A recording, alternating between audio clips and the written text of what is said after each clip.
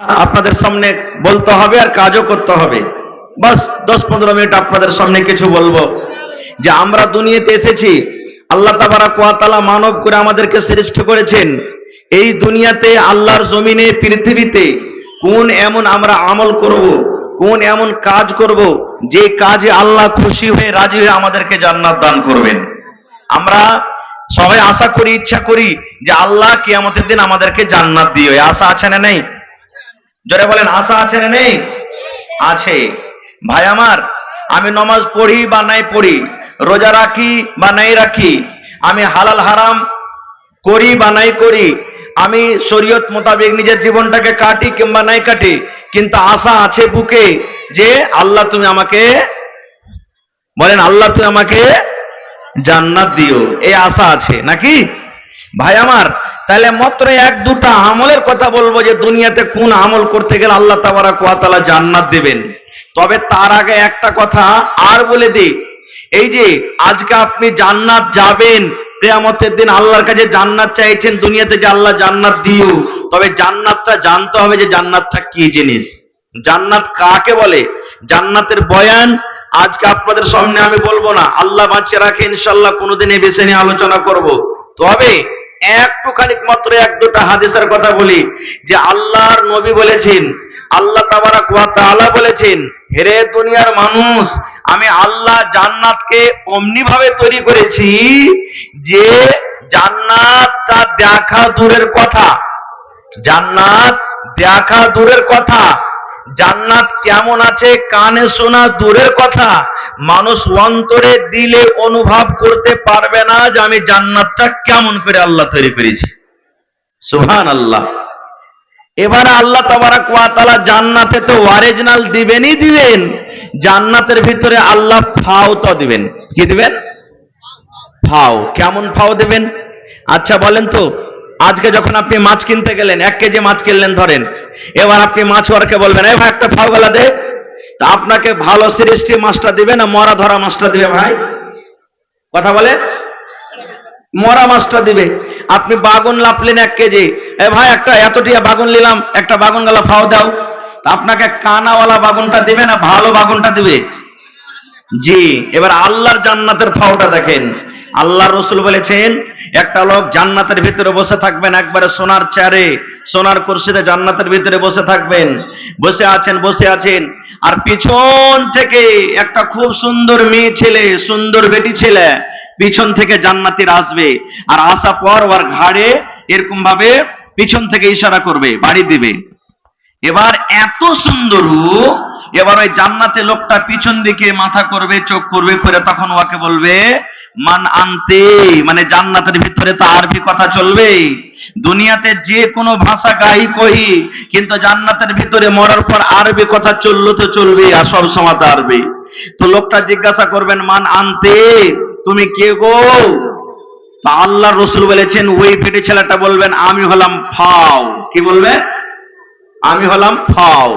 এবার ফাওয়ের কথাটা, ফাওয়ের গুণ শুনেন, রসুল বলেছেন, রে আমার উম্মত, জান্নাতের ভিতরে আল্লাহ রাব্বুল আলামিন যে ফাওটা দান করবেন, সেই ফাওটার তারিফ, সেই ফাওটার সিফাত দয়ার নবী বয়ান করেছেন।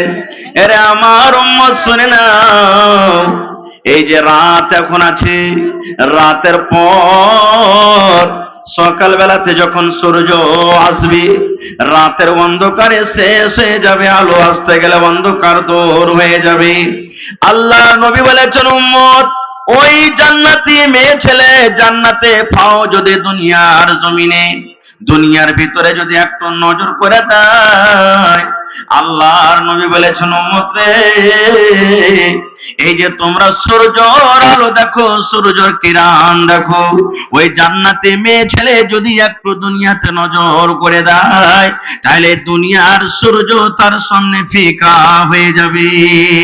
শুধু তা নয়, আল্লাহর নবী আরো বলেছেন, আমার মায়েরা খালারা, এই যে মাথাতে চুল বাঁধে, ফুলে চুল বাঁধে, খোপাতে ফুল বাঁধে, ওই ফুলটার দাম 5 টাকা, কোন ফুলের 10 টাকা, কোন ফুলের দাম 100 টাকা, 200 টাকা, 500 টাকা। কিন্তু নবী বলেছেন, উম্মত, ওই জান্নাতি মেয়ে ছেলেটার ফুলের এত দাম হবে, এত দাম হবে। উম্মত রে, এই জমিনের ওপরে আকাশের তলাতে যত সম্পদ রয়েছে, যত মাল রয়েছে রে উম্মত, যত সোনা রয়েছে, যত চাঁদি রয়েছে, যত হীরা মুক্তি রয়েছে, সমস্তকে যদি বিক্রি করে যদি বলো আমি ওই জান্নাতে মেয়ে ছেলের ফুলটা খরিদ করব, আল্লাহর নবী বলেছেন উম্মত তোমার সমস্ত দুনিয়ার মাল মাথা শেষ হয়ে যাবে, দুনিয়ার মাল মাথা ফুরিয়ে যাবে, কিন্তু ওই জান্নাতি মেয়ে ছেলের ফুলটা তুমি খরিদ করতে পারবে না,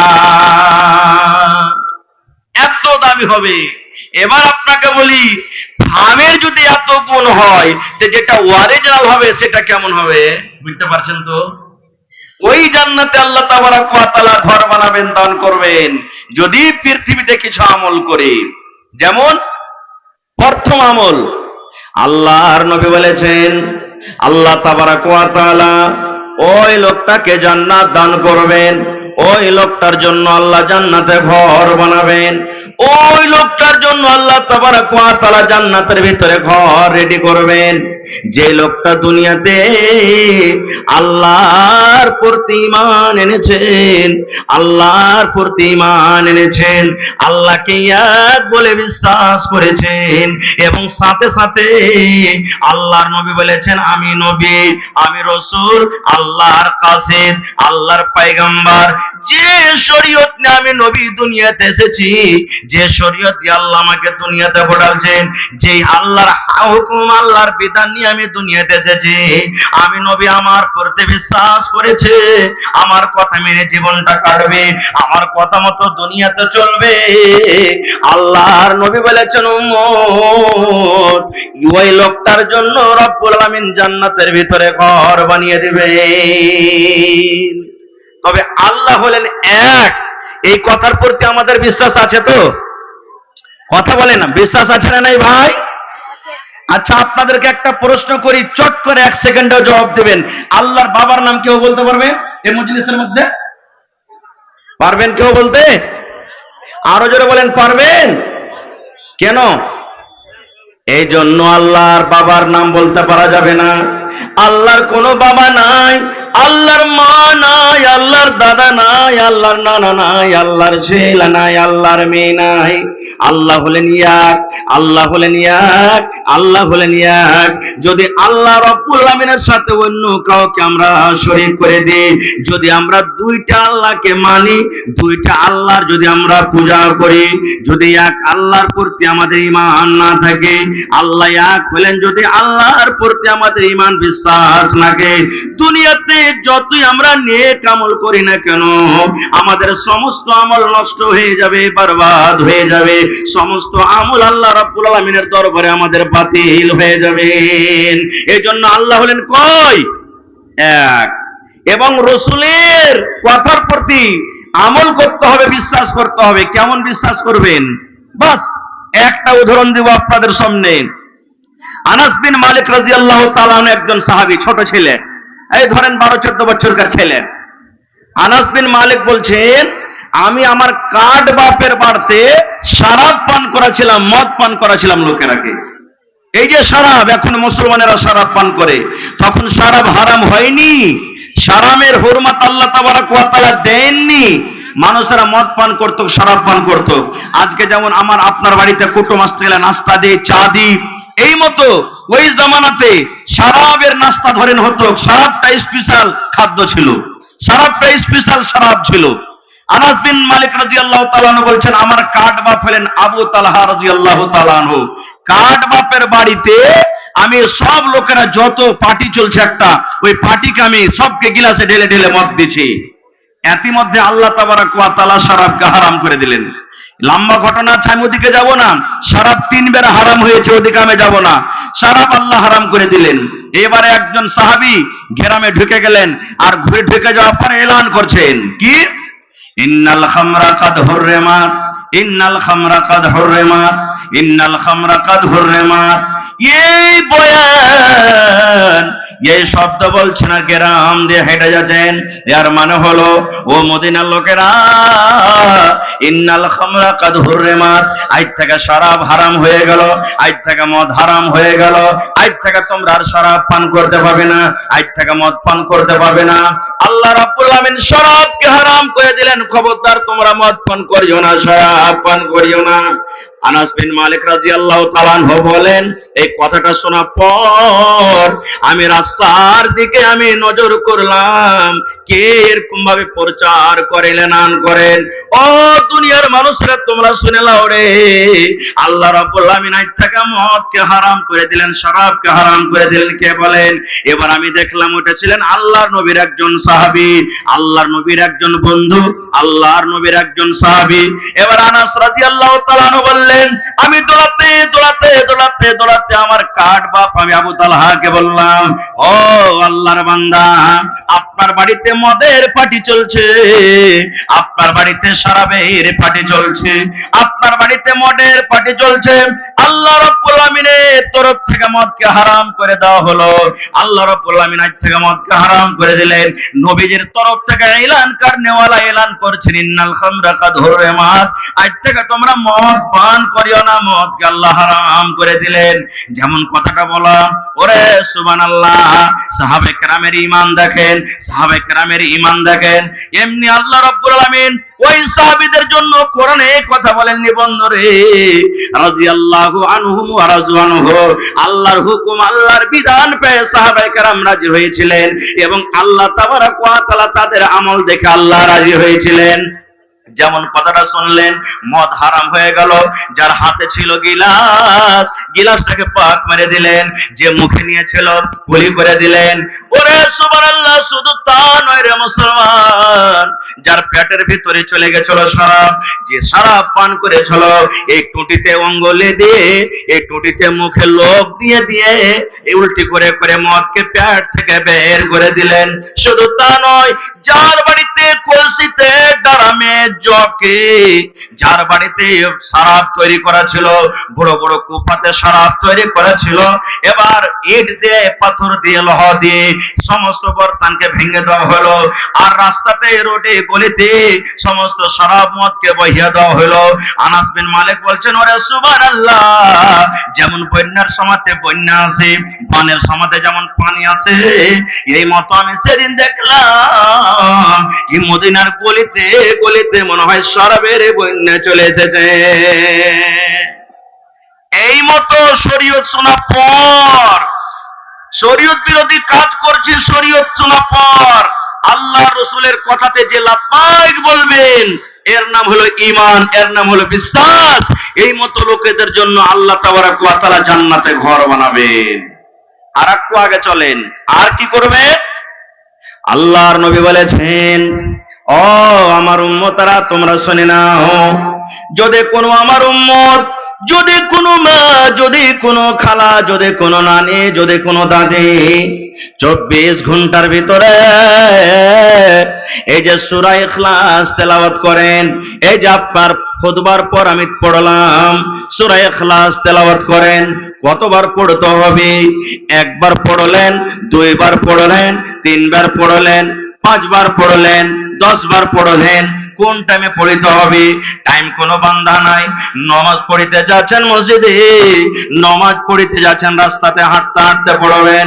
আপনি সুন্নাত পড়ে বসে আছেন, জামাতারে এখনো 2 মিনিট, 5 মিনিট, 7 মিনিট টাইম আছে, বসে বসে পড়বেন। নামাজ পড়ে বাড়ির দিকে রওনা হয়ে গেলেন, এইবার আপনি পড়তে শুরু করলেন রে মুসলমান। বাজারে আপনি যাচ্ছেন, এবার পড়িতে লাগলেন। মোটরসাইকেল চালাচ্ছেন, পড়েছেন, সাইকেল চালাচ্ছেন, পড়েছেন, দোকানে বসে আছে, গ্রাহক নাই, এবার ফ্রি টাইমে আপনি বসে বসে পড়েছেন। মায়েরা খালারা বাড়িতে ভাত রান্না করে পড়বে, বাড়ি ঘর ঝাড়ি দিবে পড়বে, মায়েরা খালারা হয়তো বাচ্চাকে দুধ পান করাইছে, ওই সময়তে পড়বে। যে কোনো পাক টাইমে, পাক সময়তে আল্লাহর নবী বলেছেন, পাকে হালাতে যদি কোনো আবার উম্মত সূরাতুল ইখলাসকে 10 বার যদি খালিস নিয়াতে নেকি মনে করে পড়িতে পারেন, আল্লাহ রাসূল বলেছেন উম্মত ওই পড়নেওয়ালা এবং পড়নেওয়ালের জন্য আল্লাহ রাব্বুল আমিন জান্নাতের ভিতরে একখান ঘর বানিয়ে দিবেন। নারে তাকবীর। তাহলে একটা আমল শিখলেন যে সূরা ইখলাস যদি 10 বার খালিস নিয়াতে পড়েন, আল্লাহ তাবারক ওয়া তাআলা তার বিনিময়ে জান্নাতে একখানা ঘর বানিয়ে দিবেন। আর একটু আগে চলেন, আজকে আমরা মসজিদে ঢুকবো, মসজিদে ঢুকার দোয়া আছে না নেই? জোরে বলেন আছে না নেই? খেতে বসবো, দোয়া আছে না নেই? আছে। উজু করে বসবো, উজু করতে উঠবো, দোয়া আছে না নেই? বিছানায় ঘুমাবো, বিছানা থেকে ঘুম থেকে উঠবো, দোয়া আছে না নেই? পেশাব পায়খানাতে যাবো, দোয়া আছে না নেই? এই করতে করতে বিবির কাছে যাবেন, বিবির সাথে মিলন করার আগে আগে দোয়া আছে না নেই? প্রত্যেক জায়গাতে দোয়া আছে। আল্লাহর রাসূল বলেছেন, ও আমার উম্মত, এই জমিনের উপরে সব থেকে আল্লাহ তাবারক ওয়া তাআলার কাছে প্রিয় জায়গা, ভালো জায়গা হলো মসজিদ।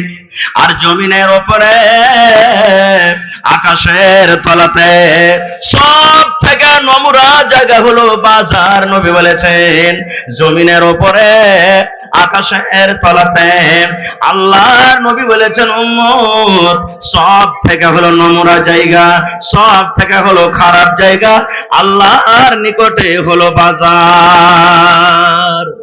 উত্তম ভালো জায়গা হলো কি? মসজিদ। আর সব থেকে নোংরা জায়গা হলো কি? বাজার। এইবার এই বাজারে কিন্তু একটা খুব বড় নিয়ামত লুকিয়ে আছে, যে জিনিসটা হয়তো আমরা জানি না। বলবেন হাজী মাওলানা কি লুকিয়ে আছে?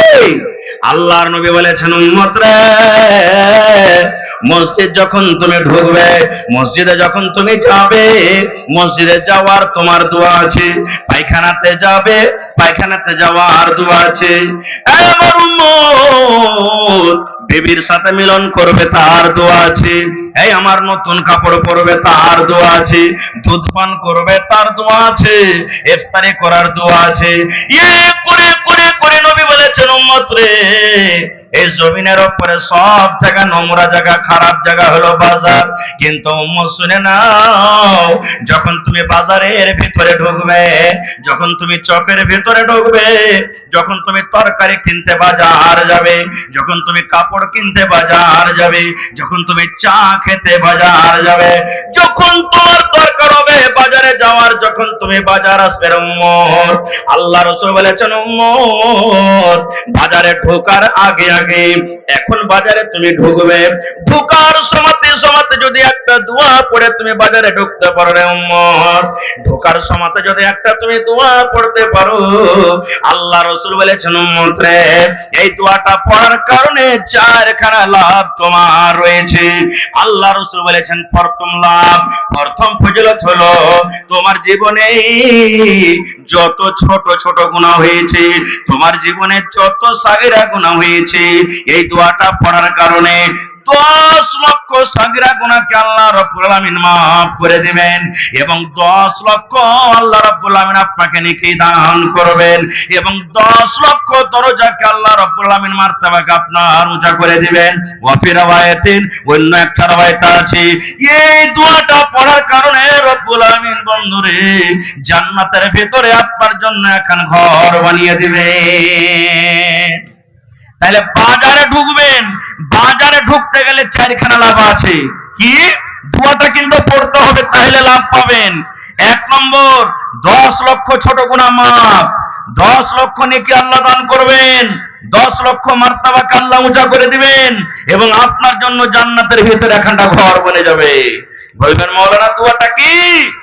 আল্লাহ রাসূল বলেছেন দোয়াটা হলো এই, লা ইলাহা ইল্লাল্লাহু ওয়াহদাহু লা শারীকা লা, লাহুল মুলকু ওয়া লাহুল হামদু, ইউহয়ী ওয়া ইউমীত ওয়া হুয়া হাইয়্যুন লা ইয়ামুতু বিয়াদিহিল খায়র ওয়া হুয়া আলা কুল্লি শাইইন কাদির।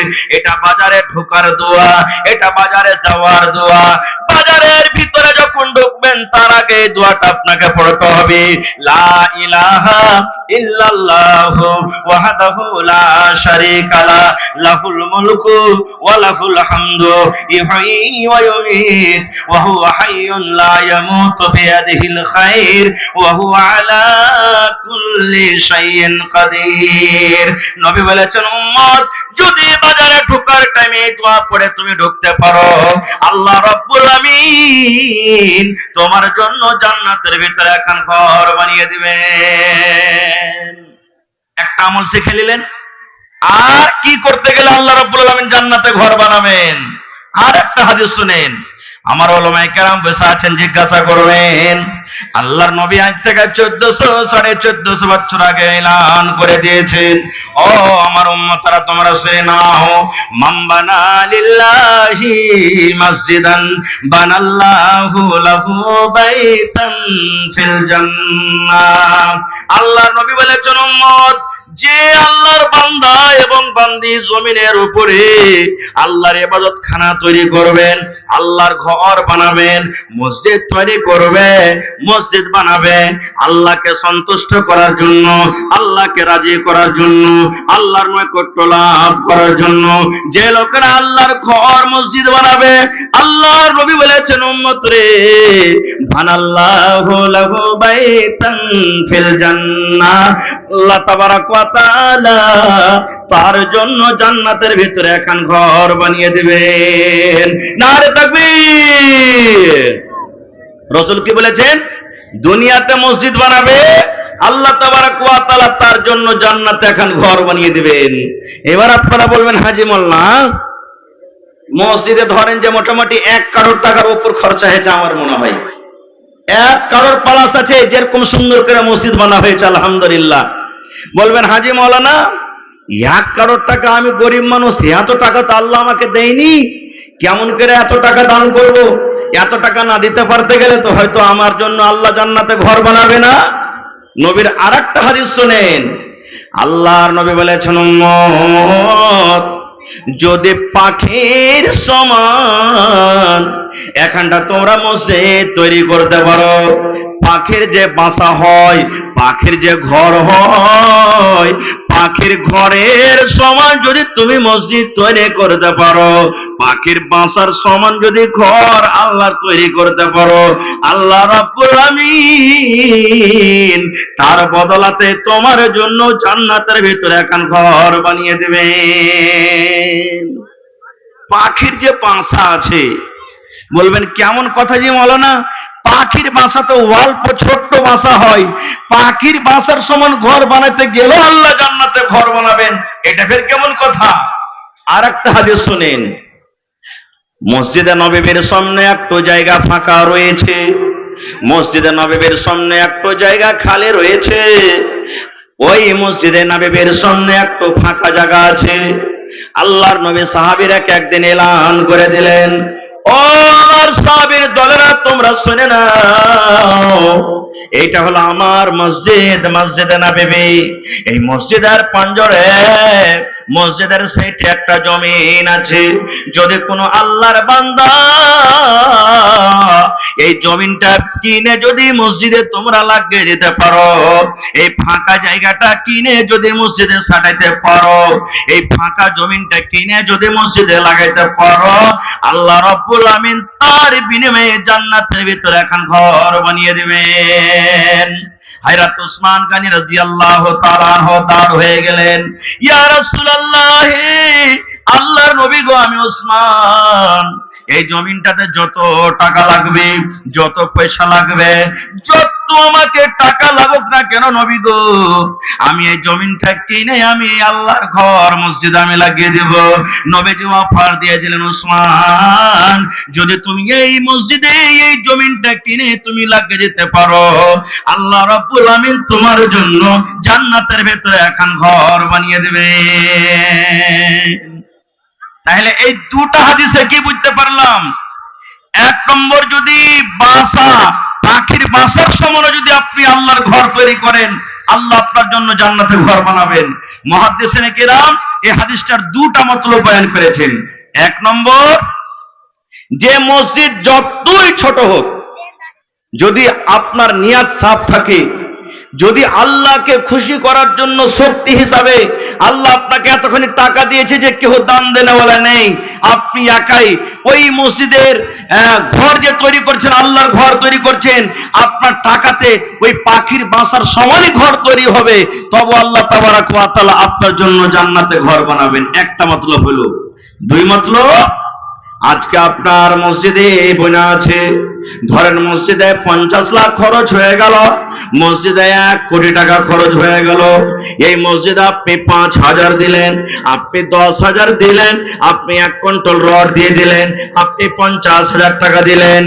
এই টাকাতে মুসলমান আপনার 10,000 টাকাতে, আপনার 5,000 টাকাতে ইট কিনা হলো, সিমেন্ট কিনা হলো, গিট্টি কিনা হলো, বালু কিনা হলো, মিস্ত্রি লাগলো। এবার এই করতে করতে করতে আপনার টাকাতে মোটামুটি ধরেন এতখানি জায়গা তৈরি হলো, একটা পাখির বাসার সমান জায়গা তৈরি হলো। আল্লাহ রাসূল বলেছেন, উম্মত এই কাজটা যদি তুমি করতে পারো, আল্লাহ রাব্বুল আলামিন তোমার জন্য জান্নাতের ভিতরে এখন ঘর বানিয়ে দেবেন। তো ভাই আমার, আজকে দেখি কোন আল্লাহর বান্দা আছেন দুনিয়াতে মসজিদ তৈরি করবেন, দুনিয়াতে আল্লাহর ঘর বানাবেন, আল্লাহ তাবারাক ওয়া তাআলা আপনার জন্য জান্নাতের ভিতরে ঘর বানাবেন। দুনিয়াতে মসজিদ নির্মাণ হবে, আপনার জন্য জান্নাতের ভিতরে ঘর তৈরি হবেন। দুনিয়াতে আল্লাহর ইবাদতখানা বনবে, আপনার জন্য আরামের জায়গা জান্নাতের ভিতরে ঘর হবেন। দেখি কোন আল্লাহর আজকে বান্দা আছেন, দেখি কোন আল্লাহ ওয়ালি আছেন আজকের জালসাতে মসজিদের জন্য 50,000 টাকা একটা লোক দিতে পারবেন কেউ? এই যে কিছুদিন আগে জালসা করতে গেছিলাম হাতিয়া দিয়ারা, সুবহানাল্লাহ, মসজিদের জালসা মোটামুটি 50 লক্ষ টাকা চাঁদা হয়েছে। আরো কয়েকটা জালসা করলাম এবছরে, কোন জায়গাতে 30 লাখ, কোন জায়গাতে 32 লাখ, কোন জায়গাতে 25 লাখ টাকা এরকম ভাবে কালেকশন হয়েছে। আজকে দেখি কোন আল্লাহর বান্দা কেউ আছেন, কোন একটা লোক আছেন 1 টাকা দেবেন আপনার কাছ থেকে আমি 1 টাকা নেব, তবে একটা আবদার রাখলাম, 25,000 টাকা দেওয়ার মতন কোন লোক আছেন আজকের জালসাতে? দেখি কোন আমার মা, খালা, দাদি, নানি কেউ এমন আছেন 5টা লোক 10,000 করে দিবেন, 5টা লোক 5,000 করে দিবেন। দেখি কোন আল্লাহওয়ালা আছেন 1,000 ইটের দাম, 1 কুইন্টাল রডের দাম, 100 সেফটি বালুর দাম, 100 সেফটি গিট্টির দাম দিতে পারবেন। দেখি কোন আল্লাহওয়ালি আছেন, মা, খালা, সুবহানাল্লাহ, গত রাত্রে এই একড়া মাদ্রাসার জালসা, আল্লাহুস সামাদ, আমার 2 জন আল্লাহওয়ালি মা খালাদের কাছে আমি আবদার করলাম, কোন আল্লাহর বান্দা বান্দি আছেন আজকের জালসাতে ছাগল দিতে পারবেন? একজন আল্লাহওয়ালি একটা ছাগল দিয়ে দিলেন, আর একজন